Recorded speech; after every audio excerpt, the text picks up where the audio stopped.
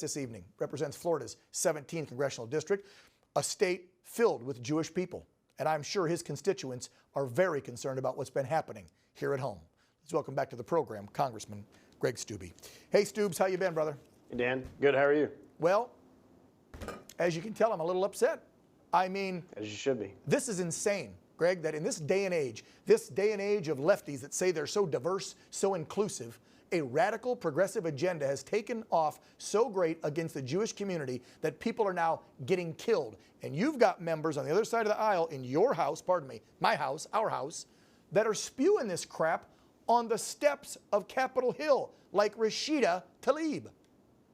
Well, not only are they spewing it, but they're lying to their people to stoke them and encourage them to go into the Capitol and protest.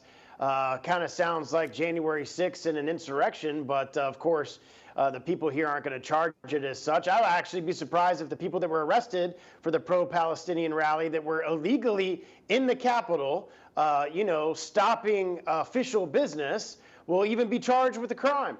Because we have a very different, completely politicized and weaponized justice system right now in our country. Yeah, no kidding. Can we talk about what went down at Lafayette Park and our White House this weekend? We were just showing that video. They say there was 100, 200,000, I don't know, you were in D.C., but it looked like a huge crowd of these pro-Palestinian folks. And they go over to the White House, they deface and destroy. Look at this. And yeah. I only heard there was like 9 arrests out of like several 100,000 of these people. And they tried to like break into the gates of the White House. 9 arrests, that's it, Greg?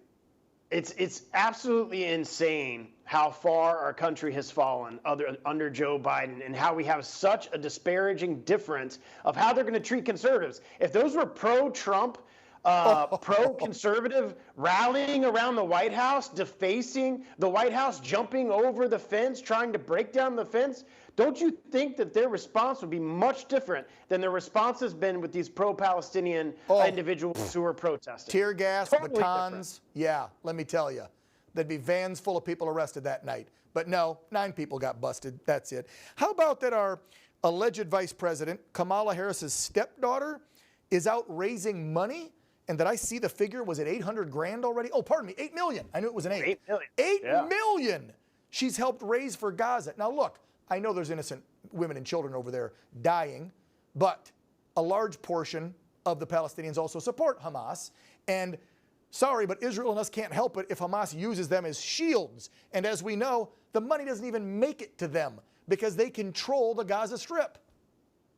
Well, if I harbored terrorists in my house and the authorities came and attacked my house because I was harboring a terrorist, do you think that I would be an innocent person? I mean, we have to look at this in the way that the Israelis have gone into Gaza. They have given these people 2 weeks. They have warned them that we are coming in. This is what we're going to do. Get out. And Hamas, of course, wants them to stay because they want to be able to say that all of these quote-unquote innocent Palestinians are going to be killed after 2 weeks' worth of pamphlets, 2 weeks' worth of television telling them, we're coming in, you need to get out. And this is the same group of individuals that are harboring a globally recognized terrorist organization. Thank you. When Joe Biden sends $200 million over to the Palestinian Authority, all of that money goes to Hamas. I saw an article today where all these Hamas leaders, they don't actually live in Gaza, by the way. Right. They live in Qatar, where they're worth like $4 billion apiece because they keep all this money for themselves and don't give it to the actual people that need water, that are starving in their own community and in their own, there in Gaza. Thank you. Switching gears real quick because you guys control the purse strings. Zelensky went on TV, I think it was NBC News, and begging for more money for Ukraine, even saying if the United Nations won't give him more, the U.S. won't more. Hey, how about you banks give us loans? We'll pay back once the war's over. I mean, is this getting to be a joke or what? A guy that was in like skin-tight latex and heels a few years ago, parading around with lipstick on, now begging me for more money to fight this proxy-ass war? Please tell me that you guys are not going to prove one more damn penny for that war in Ukraine. I sure as heck aren't voting for it, just like I voted against all the other Ukraine funding. We have given our tax dollars $112 billion to the war in Ukraine, and we just have simply want oversight and accountability of the money that has already been sent over there. Warren Davidson had an amendment on the foreign affairs bill or the defense bill, one of the appropriations bills we've been working on the last couple of weeks. And we couldn't get the votes in our House because our own party wouldn't vote for accountability of where the money has gone. I mean, just wrap your head around that for a little bit. Oh, yeah. I certainly won't support that.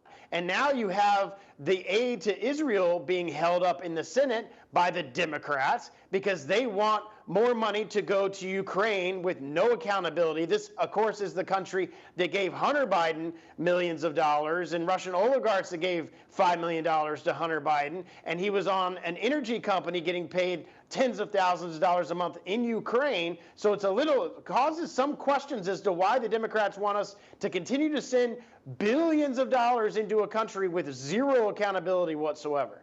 Yeah, great point. Greg Steube, as always, thank you for coming on, Congressman. Take care. Thanks for Keep having up me. the fight up there in the swamp. We'll keep fighting.